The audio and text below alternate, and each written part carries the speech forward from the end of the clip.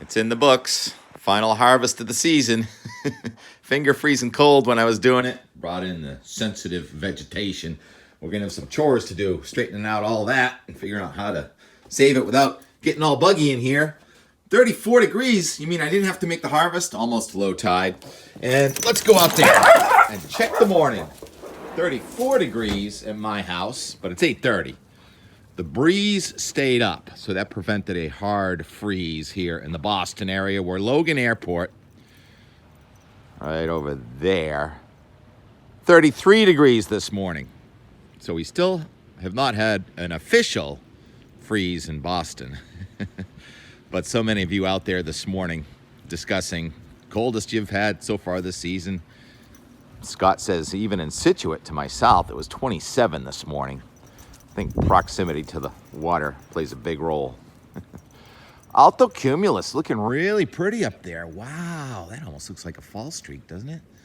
So I'll get a look at the northern edge of a system this morning. It is a busy weather map. We have low pressure in Minnesota, Indiana, Alabama, and South Carolina. And guess what? They're all aimed at Cape Cod. Technically it is a nor'easter. We're going to have a redevelopment over the Carolinas, and a system is going to race up, move fast right over Cape Cod and then into Canada here over the next 48 hours. Are we still looking at bombogenesis? Well, no. It's going to go from 1,007 millibars this time tomorrow to 995 millibars sunset tomorrow to 985 millibars on Thursday morning over Canada. And so that's only 23 millibar drop in 24 hours. So we won't be able to call it bombogenesis. However, if you look at the barometer this morning in Boston, the barometer's at about 1032. And by tomorrow morning, it's at about 1002. So I'm using millibars because that's what all the maps come in. And that means we're going to drop about 30 millibars over the next 24 hours. So there is going to be wind. I've been using pivotal weather for most of the graphics, but I also experimented a little in the middle of the night last night with the weather.us GIF. And I'm going to show you the euro for that. And here is the precipitation coming in, arriving this evening. Rain snow line gets up to about Rutland, Vermont, to Sunday River, Maine, to Bangor. North of that, mostly snow, but it actually may go to rain a little bit, even all the way up toward Mount Washington, believe it or not. It's a net gain of snow. And that is the warmest model, by the way. And what about the wind? Tomorrow morning, before the sun comes up, or late tonight, over Long Island, gusting close to 50. And then south of Nantucket tomorrow morning, 9 a.m. is the heaviest wind in the southeastern New England area. 60 miles per hour out over the ocean, but we could have some gusts past 40 on the shore here in the rain. That is the cold air down low underneath the warm air.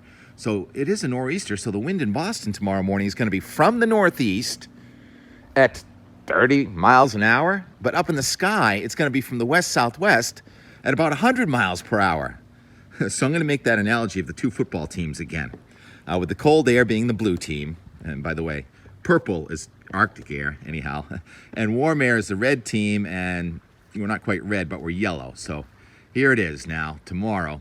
Here comes the warm team, the yellow, and it's pushing in, and it's sort of like a goal line stand where the quarterback is trying to jump over.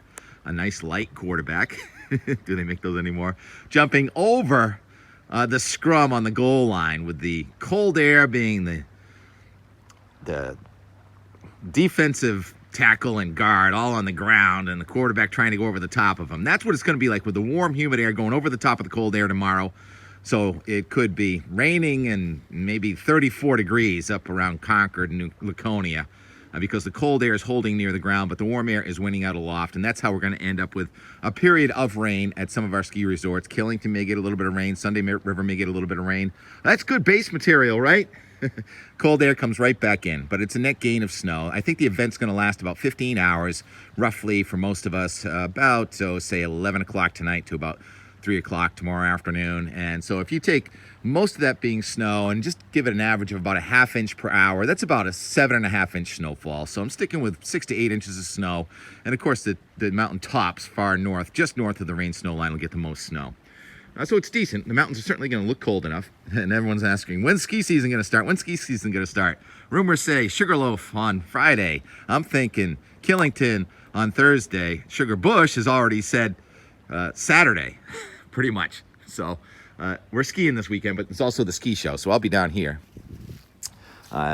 looking at the garden. This is took out the eggplants. They didn't want to go out at all. The eggplants were still in fine shape. I cut them yesterday. That's why they look like that.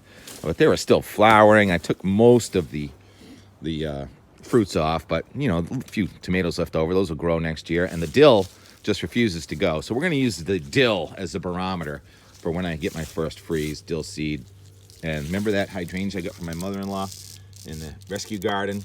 It's looking healthy. So the rescue garden, I'll be moving these around in the springtime. Not sure what I'm supposed to do. Let's see, Ralph says I got to take the inner tube out of my rain gauge and turn this somehow into a snow gauge. I'm not sure how that works. Let me know. Let's check this thermometer. That one is at 33.5 degrees. And that Rose, poor little Rose. I'll leave you with a... well, first of all, let's just check the longer range forecast. That one's not bad looking. And toward Thanksgiving. So the coldest of this stretch is going to be on Saturday, Sunday, Monday. And we'll surely get a freeze in Boston by that point. And I'll show you the Warren, Vermont one again, too. Little plane. Real little plane. There is a bit of a warm-up coming our way Thanksgiving. And I'll show you the Euro on Thanksgiving morning. A real strong, heavy air mass of cold, high pressure here over the northeast, and a system coming out of the Gulf of Mexico. And that looks to be a big weather maker, but if anything, that would be more freezing rain than anything once it comes up in this direction. So a lot of uncertainty over the weekend. And the upper level trough is still to our west over the weekend, so there is going to be a storm going up to sea to our south. And on the backside of that, it's really going to crank the wind in here. So not only are we getting a very cold weekend, it's going to be a very windy weekend. So we have lots to look forward to and to talk about. And I'll leave you with the hawk, when it's really windy like yesterday, just hangs right next to the flagpole. And then doing that harvest during the evening yesterday. Oh, I forgot that I left a prop out here. Excuse me. This doesn't happen when it's 33 degrees, right? So I'm going to put it in the book that we had a freeze here. That's ice. Ice forms at 32 degrees. Is that right, Rex? T-Rex. Ice forms at 32 degrees. Is that right? Not interested. Take that. Okay. My fingers are now freezing. That's all. $1.97 each when you buy 3 with a digital coupon. Get locked-in savings for weeks. Look for our new deal lock tags throughout the store. Gotta wash these windows. This should be interesting. Too slow. Good try, Rex. 42 degrees, 4 o'clock in the afternoon. Steve, you're invited out too. It's the last harvest. Come on, focus, Tim, focus. The sun's already gone down off of the flag. It wants to come out too. We can put a leash on you. Yeah, I think we get our first freeze tonight, especially if the wind dies down.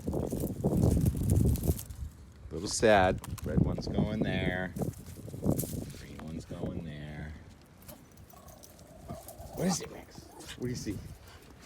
He wants to chase the seagulls? Do it, Rex. You get them. You get those gulls. He loves birds, too. All the gulls are headed towards the sunny part of town for the last minute. T-Rex is like saying hello to them. What is that, Rex? Who are they? One after another. Yeah, Rex, you get those gulls. Want to help me pick some tomatoes? Go for a swim? Brisk. Green ones. Go in there. almost red ones on the ground. Those will be seeds for next year. But we'll have tomatoes for a while. Definitely tomatoes for Thanksgiving. I usually manage to get one for Christmas too. Got a lot more in the house. Steve, you keeping an eye on things over there? Get some birds in the burning bush. If the wind stays up and we get to freezing, that'll be something else tonight. Furnace is coming on for sure. Well, it's on. Gulls enjoying the last minutes of sunshine. That barge getting pushed into sunset, so the sun is still out for some of the homes here at just a couple of minutes past 4.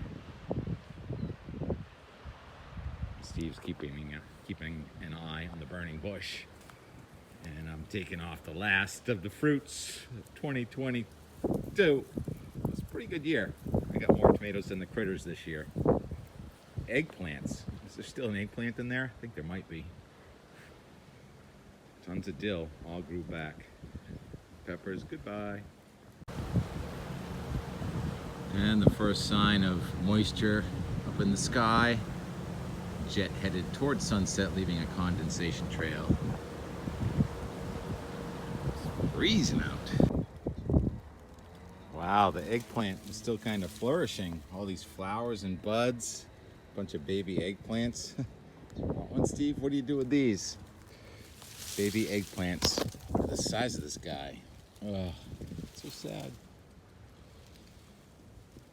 Hello.